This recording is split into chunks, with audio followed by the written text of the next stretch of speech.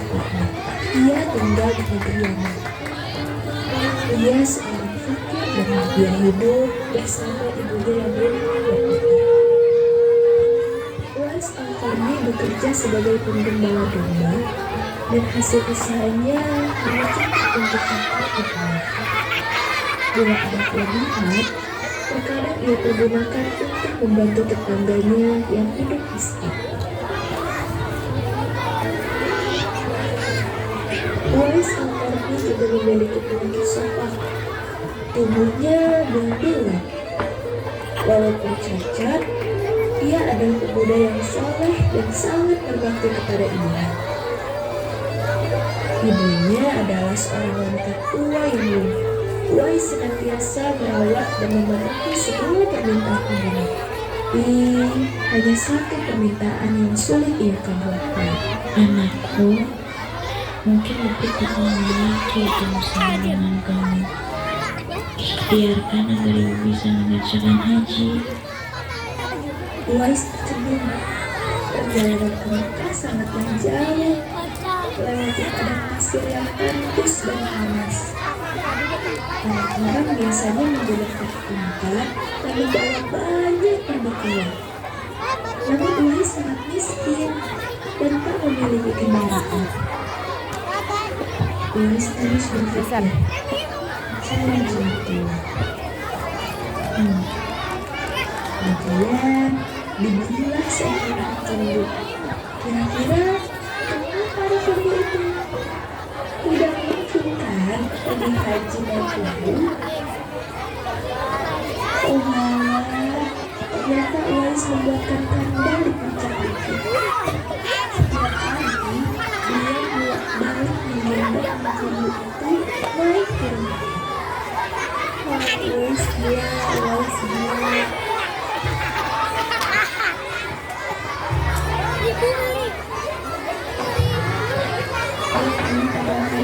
Sayang, duduk nak, duduk.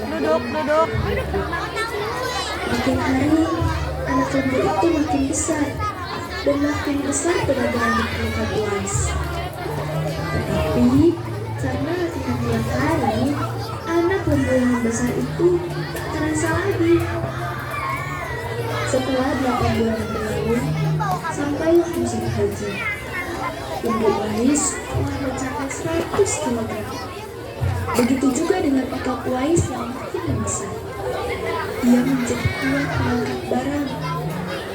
Tahulah sekarang orang-orang apa maksud Uwais menggendong lembu setiap hari.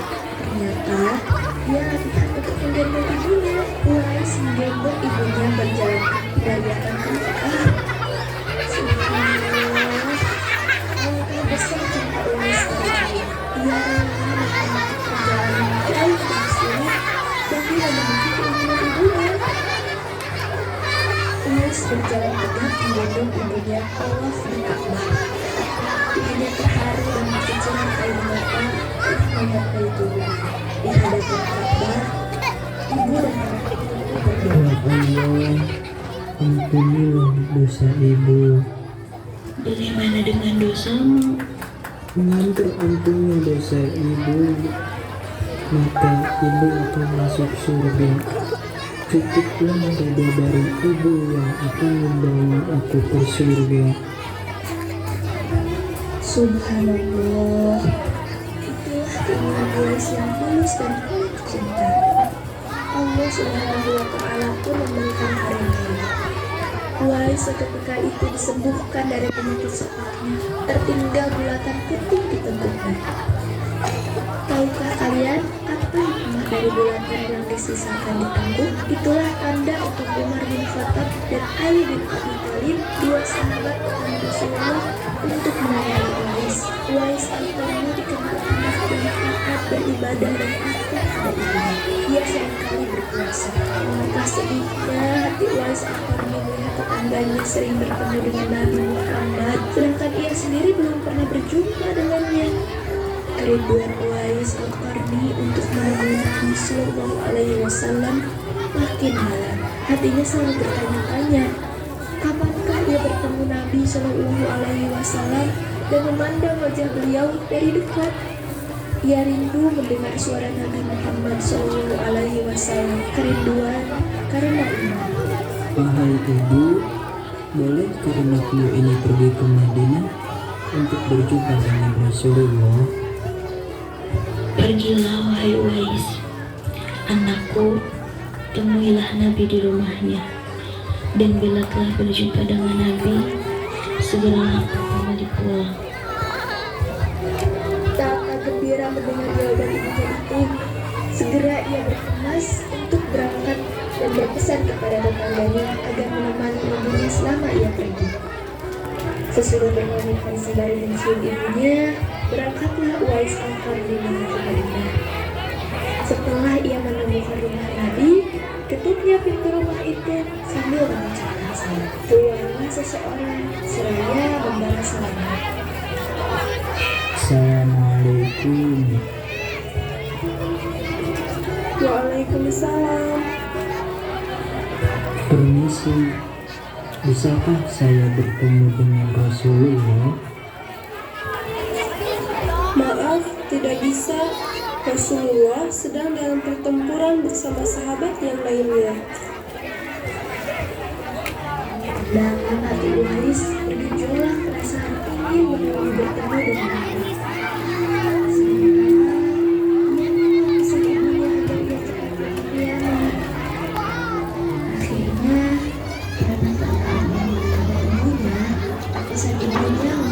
Seorang Nabi dan kawannya untuk menolong dan berjumpa dengan Nabi Sallallahu Alaihi Wasallam. Waktu terus berganti. Suatu ketika Khalifah Umar melihat ketika Nabi Sallallahu Alaihi Wasallam Khalifah Umar berbincang dengan Wahai Khalifah, apakah engkau tahu saya bertentang dengan Nabi? Insya Allah, saya tahu. Rasulullah SAW pernah bersabda, kalau kalian ingin menjadi orang Allah, lakukanlah dia memberikan petunjuk di tengah kehidupan. Rasul menyarankan apabila kalian bertemu dengan dia, mintalah doa dan istighfar. Dia adalah pemberian, bukan pemberian. Apakah engkau ingin mendengar? Iya, bisa. Sejak saat itu, setiap ada kafilah atau rombongan yang datang dari Yaman, Khalifah Umar radhiyallahu anhu dan Ali radhiyallahu anhu selalu menanyakan tentang Uwais Al-Qarni. Wahai orang Yaman, apakah dalam rombongan kalian ada yang bernama Uwais Al-Qarni? Maaf, Khalifah, tidak ada. Wahai orang Yaman, apakah dalam rombongan kalian ada yang bernama Uwais Al-Qarni? Khalifah, tidak ada. Suatu hari rombongan Yaman datang ke Madinah. Seperti biasa, Khalifah Umar menanyakan apakah ada Uwais Al-Qarni dalam rombongan. Ternyata saat itu Uwais berada dalam rombongan. Mendengar jawaban itu, Khalifah Umar dan Ali segera pergi menjumpai Uwais Al-Qarni. Sesampainya di tempat Uwais berada, Khalifah Umar dan Ali memberi salam. Tapi rupanya Uwais sedang sholat. Setelah mengakhiri sholat dan salam, Uwais menjawab salam Khalifah Umar dan Ali sambil mendekati kedua sahabat Nabi dan mengelurkan tangannya untuk Jangan mantatin, Hen. wajah Uwais Al-Qarni tampak bercahaya. Benarlah seperti sabda Nabi Sallallahu Alaihi Wasallam bahwa dia itu adalah penghuni langit. Wahai hamba Allah, siapakah ini?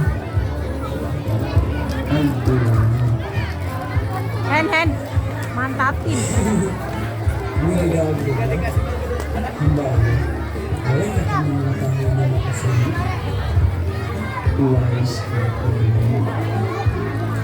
Wahai Uwais, sang penghuni, kami semua memohon doa dan istiqamah sesuai sabda Rasulullah SAW. Sayalah yang harus meminta doa pada kalian, Kami datang ke sini untuk mohon doa dan istighfar dari Anda ya Fatoni.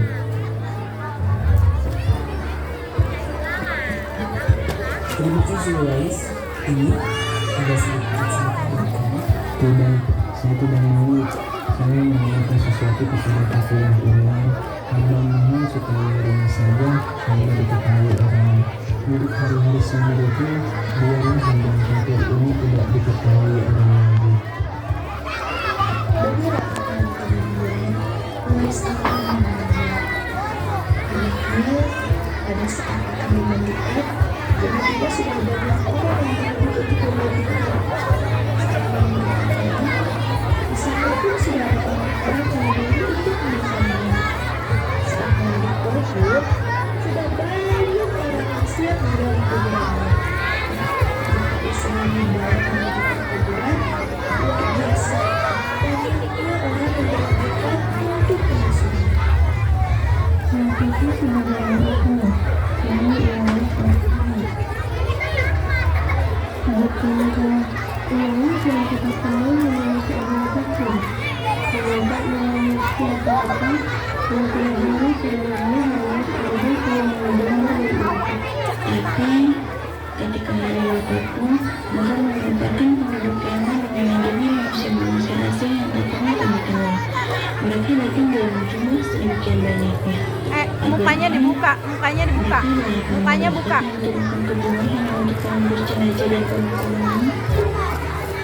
Berita meninggalnya atas Al-Qarni dan keadaan yang terjadi ketika wafatnya Gak ada apa sih. yang tersebar kemana-mana.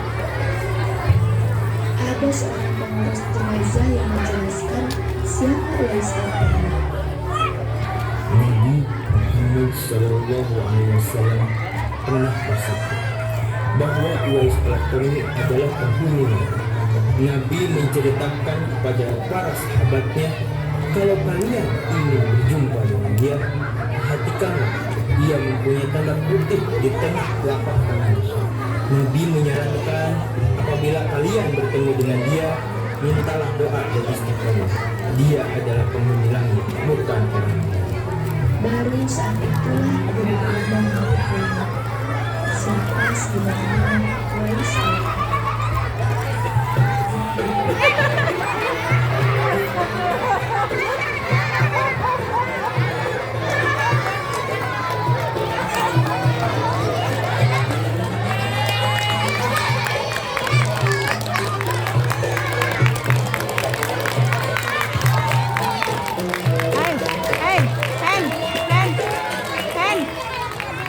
Pinjemin mic.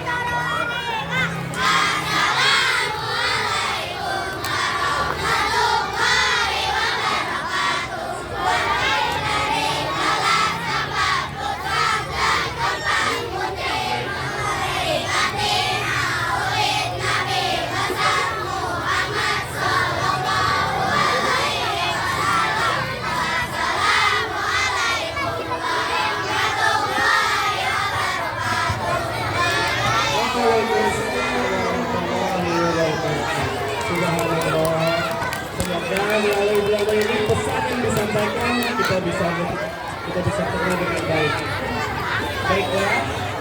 Marilah kita saksikan penampilan selanjutnya yang akan dibawakan oleh kelas 5 kepada seluruh siswa-siswi kelas 5. Masih semangat semuanya.